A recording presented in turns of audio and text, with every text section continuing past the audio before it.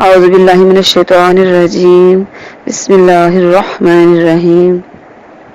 آج شوال کی 1440 ہجری بمطابق 21 جون 2019 دن ہے جمعہ کا۔ آج کا ہمارا سبق ہے سورہ بقرہ پارہ نمبر 2 کی آیات نمبر 154 اور 55۔ اعوذ باللہ السمیع العلیم من الشیطان الرجیم بسم اللہ الرحمن الرحیم۔ آیت نمبر 154۔ وَلَا تَقُولُوا لِمَن يُقْتَلُ فِي سَبِيلِ اللَّهِ أَمْوَاتٌ بَلْ أَحْيَاءٌ وَلَكِنْ لَا تَشْعُرُونَ۔ آیت نمبر 155۔ وَلَا نَبْلُوَنَّكُمْ بِشَيْءٍ مِّنَ الْخَوْفِ وَالْجُوعِ وَنَقْصٍ مِّنَ الْأَمْوَالِ وَالْأَنفُسِ وَالثَّمَرَاتِ وَبَشِّرِ الصَّابِرِينَ۔ صدق اللہ العظیم۔ لفظ بلفظ ترجمہ کرنے لگی ہوں۔ آیت نمبر 154۔ وَلَا تَقُولُوا اور تم نہ کہو، اور لا نہ تقولوا تم کہو، لمن ان کے لیے، یقتلو جو قتل کیے گئے، فی سبیل اللہ اللہ کے راستے میں، اموات مردہ، بل احیاء بلکہ وہ زندہ ہے، ولیکن اور لیکن، لا تشعرون تمہیں شعور نہیں ہے، تمہیں سمجھ نہیں ہے۔ لا نہیں، تا حاضر کا صیغہ ہے، تا تم کو شعور نہیں ہے۔ آیت نمبر 155۔ وَلَا نَبْلُوَنَّكُمْ اور البتہ آزمایا جائے گا تم کو، بِشَيْءٍ مِّنَ الْخَوْفِ کسی بھی خوف سے، وَالْجُوعِ اور بھوک سے، وَنَقْصٍ مِّنَ الْأَمْوَالِ مال کے نقصان سے، وَالْأَنفُسِ اور تمہارے نفس سے، مال اور نفس دونوں کے نقصان سے، اور ثمرات اور پھلوں سے بھی، پھلوں کے نقصان سے بھی۔ وبشر الصابرین اور خوشخبری دے دو صبر کرنے والوں کو۔ با محاورہ ترجمہ کرنے لگی ہوں۔ اور تم نہ کہو ان لوگوں کو جو اللہ کے راستے میں قتل ہو گئے، ان کو کیا نہ کہو، اموات مردہ نہ کہو، بل احیاء بلکہ وہ زندہ ہیں لیکن تم کو شعور نہیں ہے۔ آیت نمبر 155۔ اور اے لوگو جو ایمان لائے ہو، تم کو آزمایا جائے گا، کس چیز سے آزمایا جائے گا؟ خوف سے۔ کس قسم کا خوف؟ فاقے کا خوف، جوئی بھوک فاقہ۔ اور نقصان کس کس چیز کا؟ مالوں کا نقصان، جانوں کا نقصان، پھلوں سے یعنی جو آمدنی انسان کی آتی ہے نا ان چیزوں سے، اس میں نقصان ہو سکتا ہے۔ اور خوشخبری ہے کن کے لیے؟ اگر نقصان ہو جائے تو صبر کرنے والوں کے لیے خوشخبری ہے۔ آپ کے سامنے میں نے 2 آیات پڑھی، دونوں کا ترجمہ کیا، تفسیر کرنے لگی ہوں۔ پہلے آیت جو پڑھی، وَلَا تَقُولُوا لِمَن يُقْتَلُ فِي سَبِيلِ اللَّهِ أَمْوَاتٌ، ایک بار یہاں پہ آیت ہے، ایک اور جگہ پہ بھی آیت آگے جا کے آئے گی، پھر آپ کی تفصیل میں آپ کو زیادہ سمجھاؤں گی، زیادہ اچھے طریقے سے۔ آج آپ کو مختصر سا بتا دوں گی۔ یہاں پہ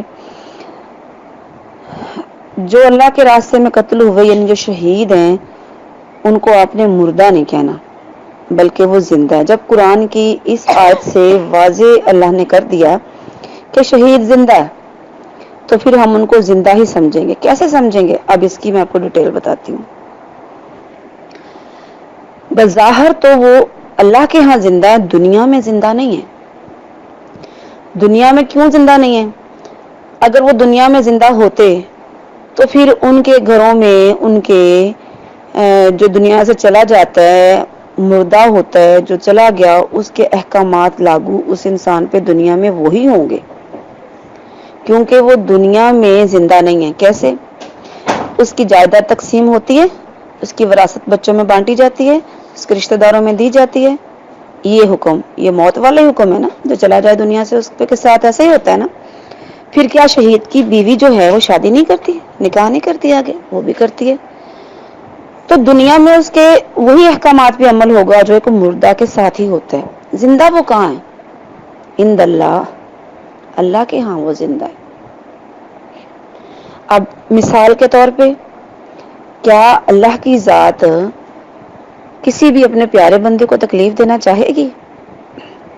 مثال کے طور پہ برے صغیر میں، پاکستان میں، پاک و ہند میں، ان علاقوں میں کہا جاتا ہے کہ جناب روحیں آتی ہیں. کوئی فوت ہو جائے، چاہے وہ شہید ہے یا عام طبعی موت مرا ہے، جس طرح بھی، اس کو کہتے ہیں وہ اس کی روحیں آتی ہیں جناب جی. وہ 40 دن آتی ہیں، پھر جمعرات کو آتی ہیں. یہ ساری باتیں یہ پوری دنیا میں کہیں نہیں آتی، نہ سعودیہ میں آتی ہیں، صرف پاکستان اور ہندوستان میں آتی ہیں روحیں. جبکہ ایسا کچھ بھی نہیں ہے. جیسے میں نے ابھی آپ کو بتایا، کیا اللہ اپنے پیاروں کو تکلیف دے گا؟ مثال کے طور پہ روح آتی ہے اپنے گھر میں، اس کی جائیداد تقسیم ہو چکی ہے روح کی، اس کے بچے اس کی جائیداد اڑا رہے ہیں اس کے مال کو. ظاہر ہے ان کو تو مفت کا مال ملا ہے، وہ تو اس کی طرح خرچ نہیں نہ کریں گے جیسے وہ بڑے محبت سے، طریقے سے، سمجھ کے، ضرورت کے حساب سے خرچ کرتا تھا. لیکن اس کی اولاد کو تو ایسے مفت کا مال ملا ہے، وہ تو اکثر اڑاتے ہیں بچے، تو اس کو تکلیف نہیں ہوگی. پہلی بات. دوسری بات یہ کہ وہ عورت جو اس کی بیوی تھی، جو اس سے بڑی محبت کرتی تھی، اب وہ واپس آیا ہے، اس کی روح آئی ہے، وہ دیکھتا ہے کہ اس کی بیوی نے نکاح کر لیا، کیا اس کو تکلیف نہیں ہوگی؟ ہوگی. ایسا نہیں ہوتا. اللہ روحوں کو واپس نہیں بھیجتا، روحیں عالم ارواح میں چلی جاتی ہیں. جبکہ شہید کی روح کہاں جاتی ہے، اس کی بھی تفصیل آپ کو بتاتی ہوں. شہید کی روح کے بارے میں نبی صلی اللہ علیہ وآلہ وسلم نے حدیث میں ارشاد فرمایا، جو شہداء ہیں ان کی روحیں اللہ تعالی سبز پرندوں کی شکل میں پرندوں کے اندر ڈال دیتا ہے، ان کے جسموں میں. سبز رنگ کے پرندے ان کے جسموں میں اللہ تعالی جو شہداء ہیں ان کی روحیں ڈال دیتا ہے. پھر وہ ان کی روحیں ان کے اندر ڈالنے کے بعد ان پرندوں کے جو پنجرے ہیں وہ اللہ کے عرش کے ساتھ لٹکے ہوئے ہیں. اور وہ کیا کرتے ہیں پرندے؟ سارا دن جنت میں سے چرتے ہیں، چگتے ہیں، کھاتے ہیں، پیتے ہیں، شام کو اسی پنجروں میں آ کے بند ہو جاتے ہیں. یہ حالت ہے. جسم اس کا دنیا میں پڑا ہے، قبر میں ہی ہے. تو یہاں سے کیا پتا چلا کہ شہید اللہ کے ہاں زندہ ہیں، دنیا میں زندہ نہیں ہے. لوگ اس سے بہت سے مطلب نکالتے ہیں اس آیت سے. کچھ کہتے ہیں اگر شہید زندہ ہے تو نبی بھی زندہ ہوں گے، تو ہوں گے. اس بارے میں ہم نے بحث نہیں کرنی کیونکہ انبیاء کرام کے بارے میں اللہ نے قرآن و حدیث میں کچھ واضح نہیں کیا. لیکن یہ تو سب جانتے ہیں نا کہ جب انبیاء کرام نے اللہ کا پیغام پہنچا دیا تو اللہ کے پیارے ہیں، تو ان کو یہ کام سونپا گیا. جب انہوں نے یہ کام کر دیا تو کیا اللہ نے ان کو ان کا انعامات سے نوازا نہیں ہوگا؟ ایسے ہی ہوتا ہے نا. تو اس بارے میں ہم نے بحث نہیں کرنی. ان کے بارے میں بحث شہداء کے بارے میں کیوں کرنی؟ کیونکہ ان کے بارے میں قرآن و حدیث سے ہمیں واضح ملا ہے، ہمیں پتہ چلا کہ شہید کے ساتھ کیا معاملہ اللہ کرتا ہے. وہ میں نے آپ کو تفصیل بتا دی کہ روحیں جو ہیں وہ عالم ارواح میں چلی جاتی ہیں. جو خبیث روحیں ہیں ان کو زمین کے نیچے روحوں کی ایک جگہ انتہائی گہرائی میں جا کے آتی ہے، وہ وہاں پہ جاتی ہیں. جبکہ جو عالم ارواح میں جو پاک صاف جگہ ہے، اچھی روحیں وہاں پہ چلی جاتی ہیں. یہ فرق ہے. تو وہ روح تب اللہ لوٹائے گا جب قیامت کے دن انسان قبروں سے اٹھیں گے. اس سے پہلے کہیں بھی روحیں نہ ان کے اختیار میں ہیں، نہ وہ جاتی ہیں. ہاں اللہ کسی کو چاہے تو خواب میں دکھلا دے، کسی اپنے کو، کسی پیارے کو. اس میں اس روح کا اپنا عمل دخل نہیں ہوگا، وہ اللہ کے حکم سے ہوگا. تو یہ میں نے آپ کے سامنے کلیئر کیا کہ جو شہید ہیں اصل صورتحال ان کی کیا ہے. تو پھر بھی آپ کو کوئی ذہن میں سوال آئے تو آپ مجھ سے کر لیجئے گا. اس آیت کی تفسیر مکمل ہو گئی ہے، میں اب اگلی آیت کی تفسیر کرنے لگی ہوں. آیت نمبر 155 کی اب تفسیر کرنے لگی ہوں. وَلَنَبْلُوَنَّكُمْ بِشَيْءٍ مِّنَ الْخَوْفِ اس میں کیا بات بتائی گئی؟ ہمارے معاشرے میں ایک کانسیپٹ بن چکا ہے، کہتے ہیں کسی کو کوئی تکلیف آئی ہے نا، کوئی پریشانی ہے، کسی مصیبت میں مبتلا ہے، یا کوئی اس کو حالات کی پریشانی ہے، کوئی مالی تنگی کسی قسم کی بھی، تو کہتے ہیں اس نے فلاں گناہ کیا تھا، فلاں غلطی کی تھی، یا یہ اس کی اپنی کرنی اس کے آگے آ رہی ہے، ایسے کہتے ہیں۔ جبکہ یہ تو اللہ نے فرمایا یہ تو میں نے آزمایا انسان کو، ہم آزماتے ہیں، باریاں لگا دیا اللہ تعالیٰ نے فرمایا، میں باریاں لگا دیں، کبھی اچھا برا وقت ہر قسم کا انسان پہ آتا جاتا رہتا ہے۔ کسی کے پاس زیادہ مال ہے تو یہ نہ سمجھا جائے کہ وہ اللہ کو بڑا پیارا ہے، یا کسی کو کوئی تکلیف آ گئی تو ہم کہیں کہ یہ اللہ کی طرف سے نہیں آئی، یہ تو اس کی اپنی، یہ تو گناہ کرتا رہا تو اللہ نے اس کو پکڑا ہوا، نعوذ باللہ۔ اگر اللہ پکڑنے لگے نا انسانوں کو جو ہم غلطیاں کرتے ہیں، تو زمین پہ ایک بھی انسان کو صحیح نہ رکھے، ایک بھی انسان کو ایک دن کا بھی رزق نہ دے۔ اللہ تو بڑا غفور الرحیم ہے، وہ چھوٹی چھوٹی بات پہ انسان کو پکڑتا نہیں ہے۔ انسان کے اپنے اعمال کا نتیجہ بھی بعض دفعہ ہوتا ہے، لیکن بعض دفعہ اللہ کی آزمائش بھی ہوتی ہے۔ اللہ نے کتنے واضح الفاظ میں فرمایا کہ میں تو آزماؤں گا انسانوں کو۔ کیسے؟ کس چیز کا انسان کو خوف ہوتا ہے؟ سب سے پہلے تو فاقہ کشی کا، بھوک کا۔ کس طرح انسان کو یہ جو چیز ہے نا، مال کی کمی اور بھوک کی جو مسائل ہیں، یہ انسان کو بہت سارے مسائل میں مبتلا کر دیتی ہے، حتیٰ کہ اسلام کو بھی خطرہ ہوتا ہے اس سے، انسان کے ایمان کو خطرہ ہوتا ہے، کیونکہ انسان غلط کاموں میں پڑ جاتا ہے، حلال حرام کی پھر نہیں اس میں تمیز کرتا۔ تو یہ ایک آزمائش ہوتی ہے، یہ انسان نہ سمجھے کہ اگر مومن ہے تو اس کو آزمایا نہیں جائے گا۔ اگر اللہ کے قریب ہے نا، جو جتنا قریب ہوگا اس کی اتنی ہی آزمائش ہوگی۔ بس ہمیں یہ دعا کرنا ہے، اللہ ہمیں آزمائش میں نہ ڈالنا، ہم تو بڑے گناہ گار سے ہیں، ہم تو آزمائش میں پورا نہیں اتر سکتے، اللہ ہمیں کسی بھی آزمائش میں نہ ڈالنا، یہ دعا کرتے رہنا چاہیے۔ لیکن مومن کو آزمائش آتی ہے، جتنا اللہ کے قریب ہوگا آزمائش آئے گی۔ کون کون سی؟ سب سے پہلے انسان کو خوف ہوتا ہے، مختلف ویسے بھی خوف ہوتے ہیں، مثلا انسان کسی حادثے کا خوف ہوتا ہے، یا کچھ ایسا کہ کوئی میرا پیارا مجھ سے دور نہ چلا جائے، کچھ اس قسم کے بھی خوف انسان کے ذہن میں رہتے ہیں۔ پھر بھوک کا، پھر کیا مختلف کاروبار کے معاملات میں بھی نقصان، کمی بیشی، یہ سب کچھ ہو سکتا ہے۔ تو یہ سب کچھ اگر انسان پہ نہیں آئے گا تو اللہ کو کیسے یاد کرے گا؟ جب دن رات خوشحالی رہتی ہے تو ہم کم ہی اللہ کو یاد کرتے ہیں، کبھی کر لیا ٹھیک ہے، کیا بھی ہے تو بس اتنا دماغ حاضر نہیں ہوتا، بس دنیاوی معاملات میں الجھا رہتا ہے، اپنے جو ہم زندگی گزار رہے ہوتے ہیں اسی کے حساب سے چلتے رہتے ہیں۔ لیکن جیسے ہی اللہ انسان کو جھنجھوڑتا ہے، کوئی تکلیف آتی ہے، تو فوراً انسان اللہ کو بڑے دل سے، بڑے خشوع و خضوع کے ساتھ اللہ کو یاد کرنے لگ جاتا ہے۔ ایسا ہی ہے نا، یہ ایک حقیقت ہے۔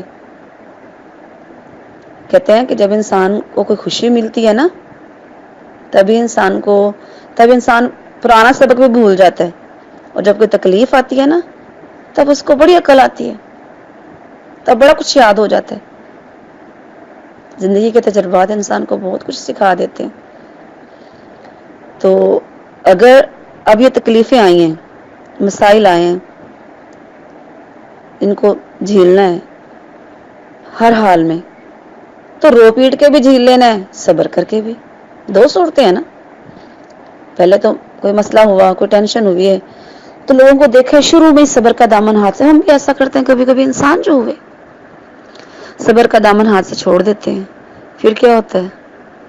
شروع میں تو جناب اس تکلیف میں صبر کا دامن چھوڑتے ہیں اور بڑا واویلا مچاتے ہیں، لیکن جب وہ فوری تکلیف آئی، ایسا کیا، پھر کیا ہوا؟ کچھ دیر بعد خود کو سمجھاتے ہیں، تو پھر کہتے ہیں چلیں صبر ہی اچھا ہے، میں صبر کرتی ہوں۔ صبر کیا، لیکن شروع کی تکلیف میں تو نہیں کیا نا، پہلے لمحے پہ ہی صبر کرنا ہے ہمیں۔ اعوذ باللہ السمیع العلیم من الشیطان الرجیم، بسم اللہ الرحمن الرحیم، الحمد للہ رب العالمین، الرحمن الرحیم، مالک یوم الدین، ایاک نعبد و ایاک نستعین، اہدنا الصراط المستقیم، صراط الذین انعمت علیہم غیر المغضوب علیہم ولا الضالین، آمین۔ اللهم صل على محمد وعلى آل محمد كما صليت على إبراهيم وعلى آل إبراهيم إنك حميد مجيد. اللهم بارك على محمد وعلى آل محمد كما باركت على إبراهيم وعلى آل إبراهيم إنك حميد مجيد. ربنا آتنا في الدنيا حسنة وفي الآخرة حسنة وقنا عذاب النار. يا عزيز يا غفار ربنا ظلمنا أنفسنا وإن لم تغفر لنا وترحمنا لنكونن من الخاسرين. رب اغفر وارحم وأنت خير الراحمين. رب ارحمهما كما ربيانا صغيرا. رب ارحمهما كما ربيانا صغيرا. رب ارحمهما كما ربيانا صغيرا. اللهم اهدنا الصراط المستقيم. اللهم اجرنا من النار. ربنا زدنا علما. ربنا افرغ علينا صبرا وثبت اقدامنا فانصرنا على القوم الكافرين. ربنا ولا تحملنا ما لا طاقة لنا به واعف عنا واغفر لنا وارحمنا أنت مولانا فانصرنا على القوم الكافرين. لا إله إلا أنت سبحانك إني كنت من الظالمين. اللهم إنك عفو تحب العفو فاعف عنا فاعف عنا فاعف عنا وارحمنا.